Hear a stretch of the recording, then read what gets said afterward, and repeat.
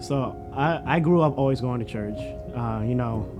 When I, like really young, we were just bouncing from church to church until we finally got to a church where, we felt solidified, and we knew that God was there. We felt His presence, and it was a beautiful church at the time.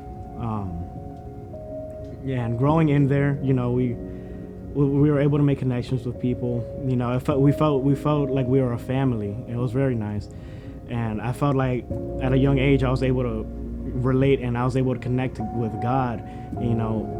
Hearing different sermons, I was able to feel it in my heart, and I was able to feel the love of God.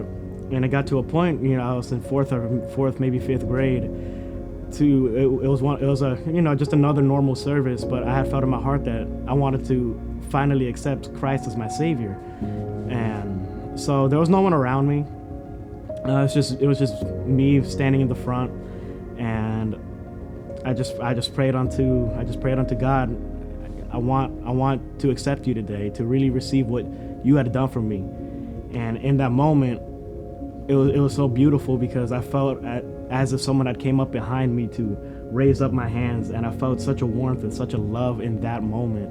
And I knew that it could only be God, because there was no one around me. Like for to feel someone so close and so intimately, it was so beautiful, and it scarred my life in such a way. Like I knew that that's something that I would never forget. And then going forward from there, it was maybe a couple years later, our church had reached a division. Some things had happened in the leadership, and things just started not working out anymore.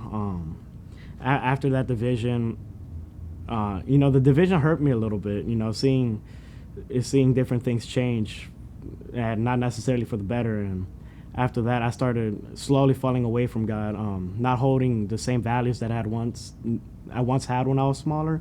And I was getting more comfortable with things of the world and getting exposed to new things. Like my friend groups in school, like they would talk in a different way that, it started to grow on me. I started using, very crude jokes. I was very vulgar, and it got to a point where, where like every other sentence I would say, I was just cussing. And I was like, at such a young age, looking back on it, I was like, how did I get to that? And it got to that because I had stopped looking for God, and I felt like people had stopped pushing me to look for God. I felt as if I was drifting alone. I had lost that feeling of that God was close to me. I was still going to church, but I never felt anything anymore. I started losing the fire that I had. Going through middle school, I started becoming. I would get a temper. I would lose my patience quickly. I was becoming more lustful as a person, starting to lose who I once was. And middle school is like a time where people are trying to starting to find who they are, but I felt like I was losing who I was. So I started getting into now I'm into high school. That was all my middle school years. So it was kind of just, I was confused in my middle school years. So now I'm in high school, and after feeling confused and slowly starting to become like more lonely, depression started hitting in. I had people around me. I always put on a face that I was happy, but when I go behind closed doors, I felt empty. I didn't feel like I was fulfilling anything in my life, and I didn't feel like I had the meaning. I felt meaningless. I try to fill that void in my heart with different things, with friends. I played sports in high school. I try to find different outs. And, not being alone, like playing the sports, just trying to put people around me, it helped in the moment. But like I said, when you go behind those closed doors, it was just that feeling set in. You're like, I feel like I'm not accomplishing anything. I'm just here, and I'm just going through the motions. And I went through first 2.5 years of high school feeling that way. It got to the point where I felt so hopeless and so lost. I started waking up every morning like, why was I allowed to wake up today? What am I doing that I'm worth waking up today? Or, I started not really caring about the things around me.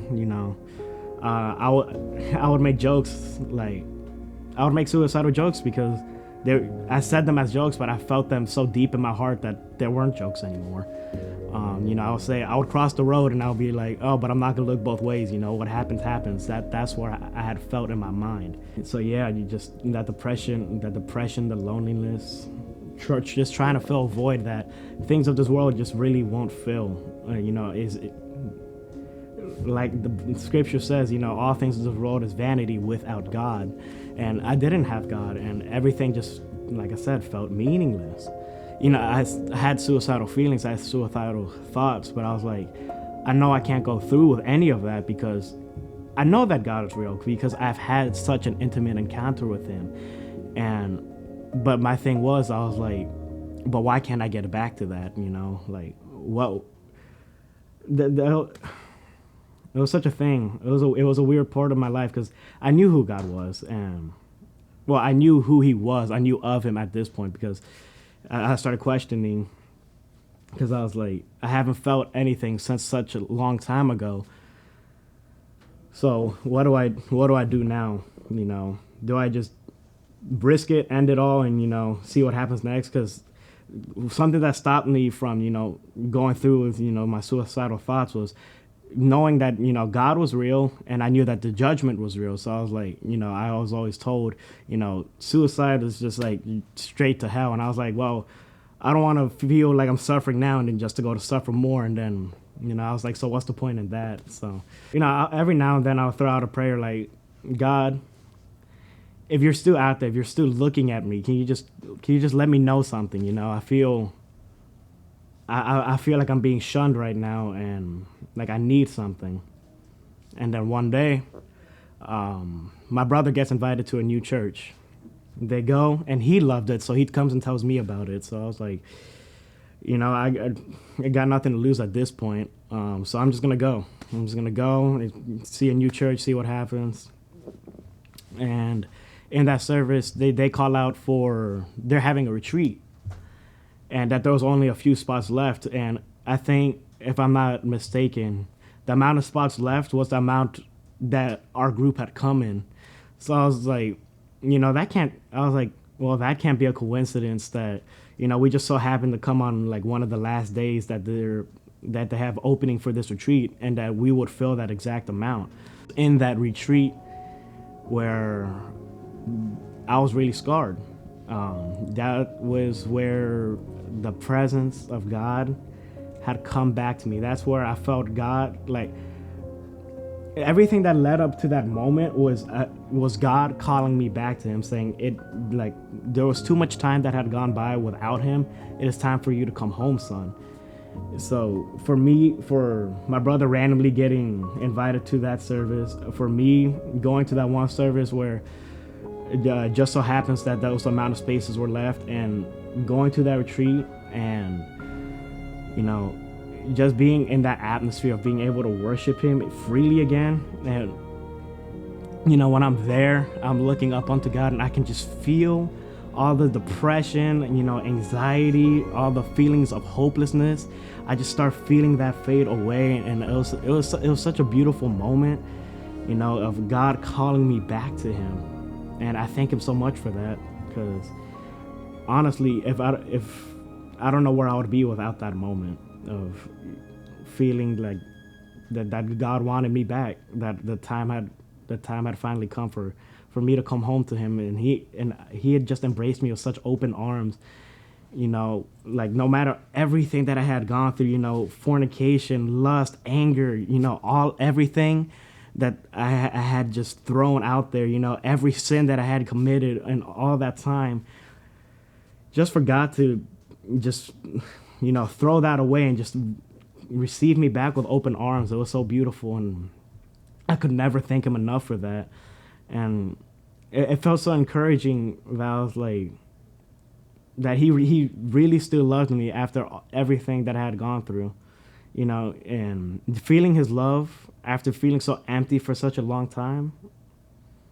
It's like there's no words to describe it, and then going forward from that day, I moved congregations, and I'm at my church that I'm at now, and I have a new fire for God. You know, I want to read now, and I want to pray more. You know, I'm starting to fast. I'm starting to feel like I'm getting closer to God, and I feel like He's closer to me, like closer than I had ever felt Him.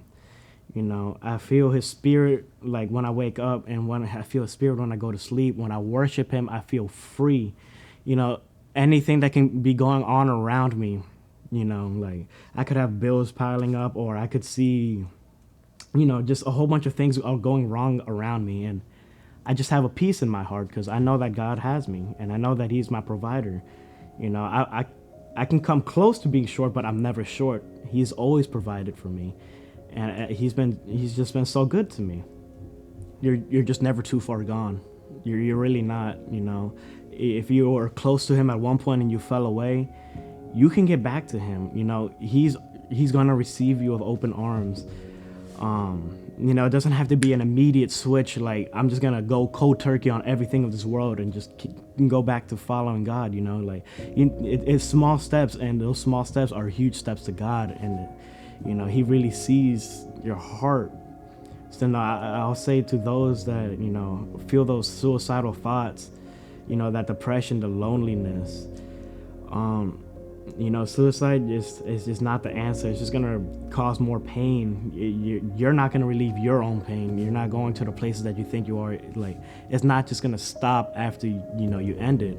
It's gonna hurt. There's people around you that care, even though you don't want to think it or believe it. Like, there are people that are around you that care. I promise you that. Just those feelings of depression, coming back to God, it just all faded away.